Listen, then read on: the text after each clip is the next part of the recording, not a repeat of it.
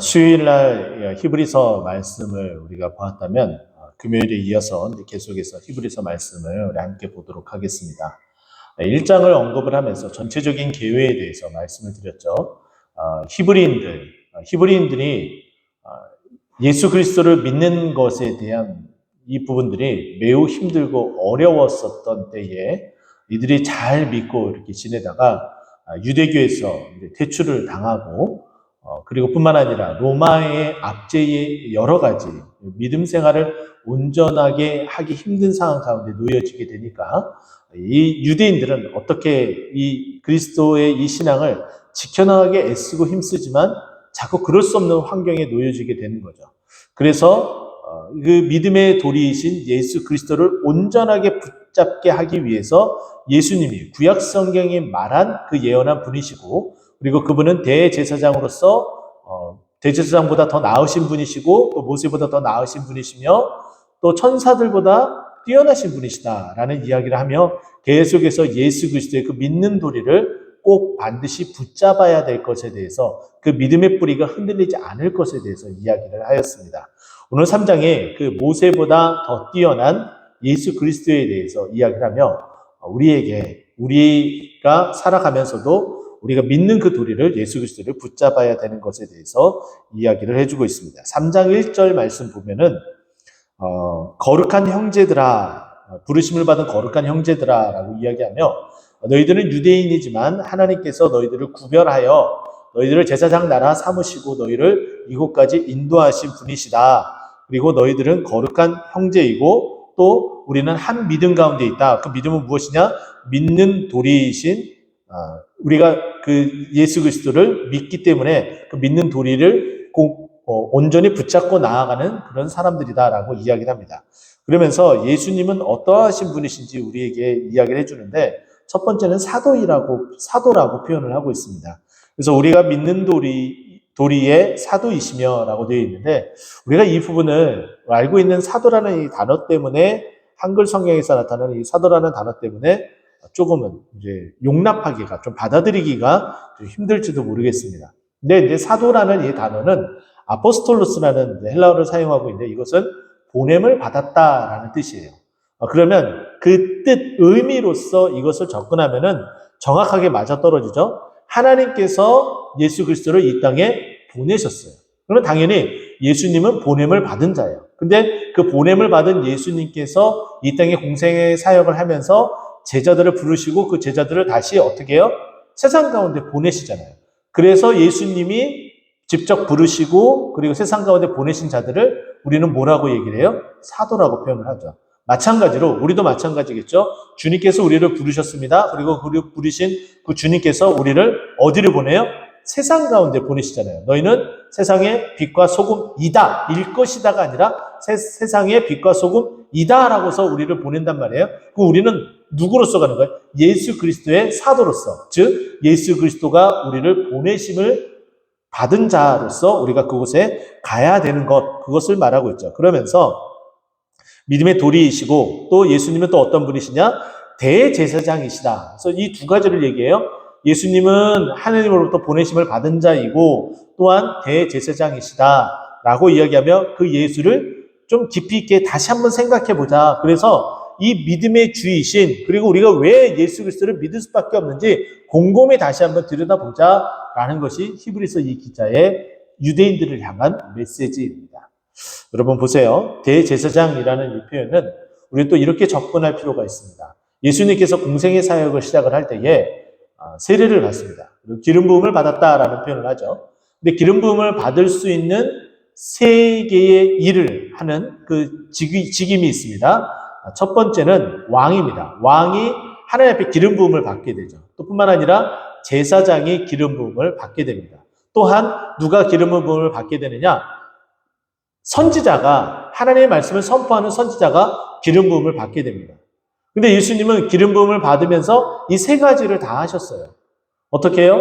그분은 대제사장으로서 자기 자신이 제물이 되어 그 예배를 직접 집례하며 우리를 구원하기 위한 메시아로서 이 땅에 오셨고요. 또 왕으로서 온 땅을 다스리기 위해서, 하나님의 나라를 통치하시기 위해서 이 땅에 기름 부음을 받으셨고, 또 선지자로서 하나님의 그 말씀의 그 복음을 선포하기 위해서 이 땅에 오셨다는 거예요.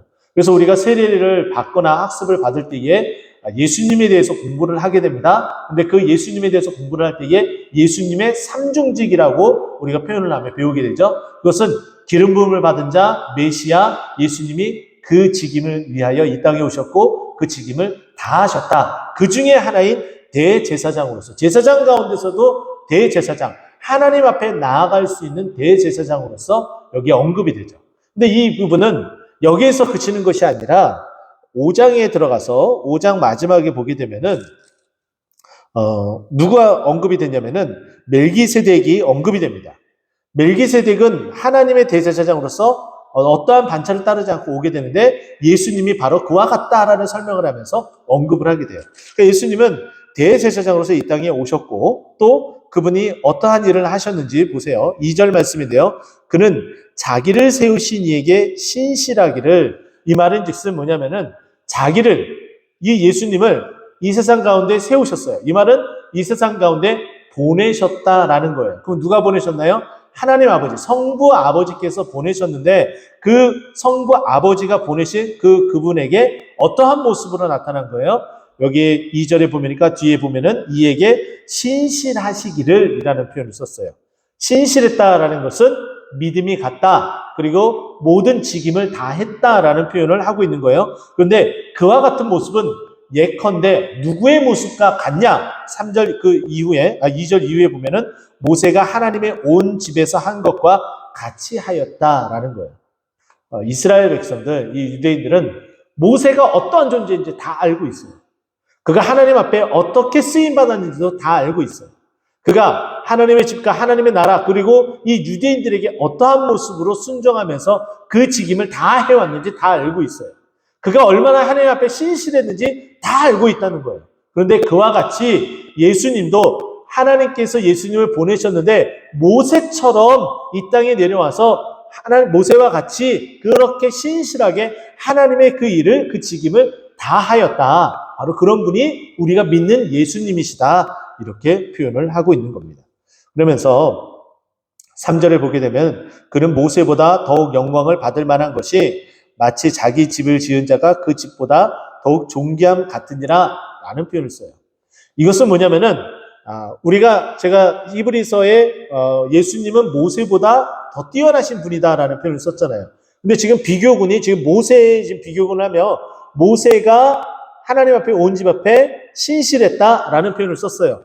그리고 예수님도 그렇게 신실했다라는 표현을 했죠. 그리고 나서 이제 3절에 들어서 그 예수님은 모세에 지금 비교를 했는데 모세보다 그렇게 신실하지만 모세보다 더 뛰어나신 분이시다라고 설명을 하고 있는 거예요. 자, 그런데 이 설명을 어떻게 했는지 보세요. 마치 자기 집을 지은 자가 그 집보다 더욱 존귀함 같으니 라고 되어져 있어요. 그러면 이 말인 즉슨 무엇이냐면은 집이라는 것은 잘 지어서 휘황찬란하게 멋있게 그리고 그 기능을 다 하면은 그 집에 대한 최고의 평가를 받습니다. 그렇죠? 근데 그 집이 결국은 여기서 누구를 뜻하는 거예요? 모세를 뜻하는 거예요. 모세가 그 집처럼 너무나 잘 지어졌고 그 기능을 너무나 잘해서 정말 우리가 인정받을 만한 그 집이다. 정말 이 집 최고다. 라고 이야기를 하는데 근데 그 집을 지은 자가 누구냐라는 거예요. 그 집을 지은 자가 더 칭송을 받지 않느냐 이 말을 하는 겁니다. 그 집주인이 누구냐라고 말하고 있는 거죠. 자, 그러면서 6절 말씀 보세요. 좀 건너뛰어서 6절 말씀 보면은 그리스도는 하나님의 집을 맡은 아들로서, 여기서 집을 맡았다라는 것은 하나님의 그 백성들을 다스리고 인도하시는 분이셨다라는 거예요. 그러면서 맨 마지막에 우리는 그의 집이다라고 표현했어요. 이것은 무엇이냐면은 이 집을 어떻게 표현했냐면은 하나님의 백성으로서 표현을 했다는 거예요. 모세도 하나님의 백성 가운데 있는 한 사람이에요. 영도자이지만, 인도자였지만, 지도자였지만 그도 여전히 하나님의 백성 가운데 한 사람이었다는 거예요. 근데 그 모세가 하나님의 백성 가운데 한 사람, 정말 집 가운데서도 가장 뛰어난 집이었는데 우리도 또한 하나님의 백성으로서 무엇이라는 거예요? 그의 집이다. 하나님의 집이다. 근데 그 집을 맡은 자가 누구냐? 예수 그리스도다. 근데 그 집을 지은 자가 누구냐? 예수 그리스도다. 예수 그리스도는 우리를 다스리고 통치하시고 또 우리를 디자인하신 분이시다라는 것을 우리에게 말씀해 주고 있는 거예요. 그러면서 4절 말씀 보세요. 집마다 지은 이가 있으니 만물을 지으신 하나님이시다.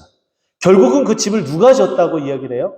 하나님이 지었다. 모세도 하나님이 지으신 거다.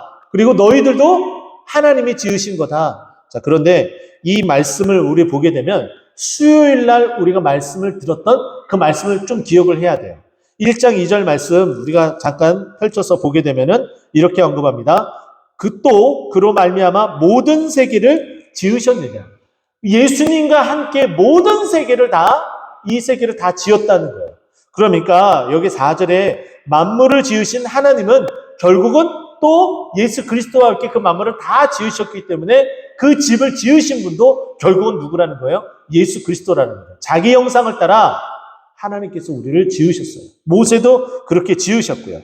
그런데 그 모세를 지으신 그 하나님께서 이제 어떻게 우리에게 명령하시는지, 그 명령을 듣고 신실하게 모세는 응답했고 신실하게 움직였으며 또 신실하게 그 직임을 다했고 하나님께서 명령한 것을 그대로 지켜서 칭찬받는 자, 그 아름다운 그 집을 만들어 갔다라고 이야기를 했어요. 그러면 너희들도 그래야 된다. 너희들도 집 아니냐? 그리스도가 만든 집 아니냐? 동일하게 그렇게 아름답게 나타내야 된다. 보여줘야 된다. 이것을 말씀하고 있는 거예요. 그러면서 7절에 그러기 때문에 이제 결론적으로 그러므로 성령이 이르신 바와 같이 오늘 너희가 그의 음성을 듣거든 너희가 하나님의 음성을 또 예수 그리스도의 그 음성을 듣게 되면 어떻게? 8절 광야에서 시험하던 날에 거역하던 것 같이 너희 마음을 완고하게 하지 말라.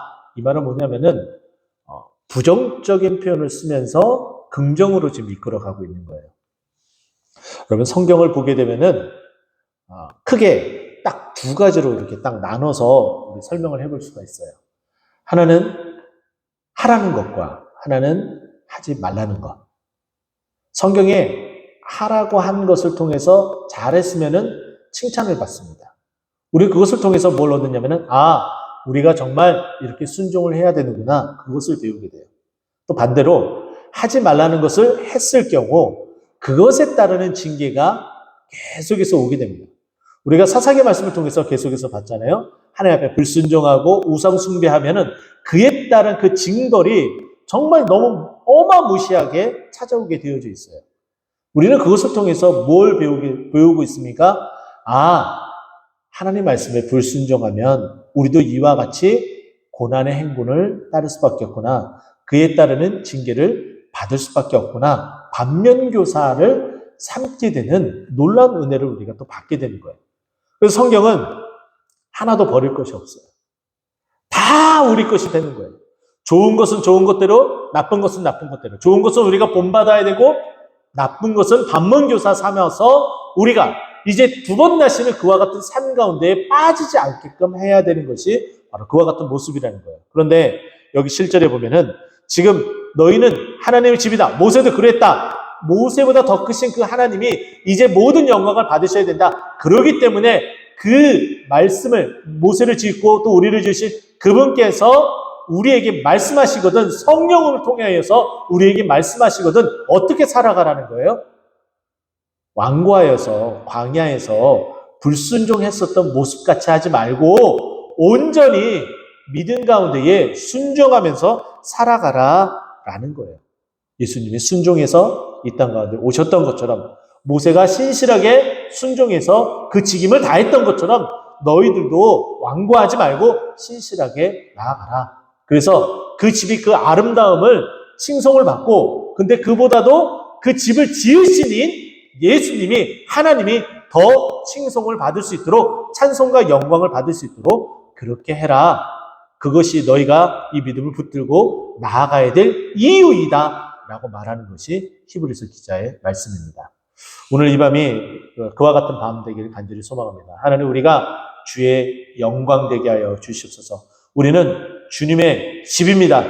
그 집이 아름답고 정말 너무나 최고의 집이라는 것을 우리를 통하여서 그 소리를 들으시고 되시고 또 영광받아 주시옵소서.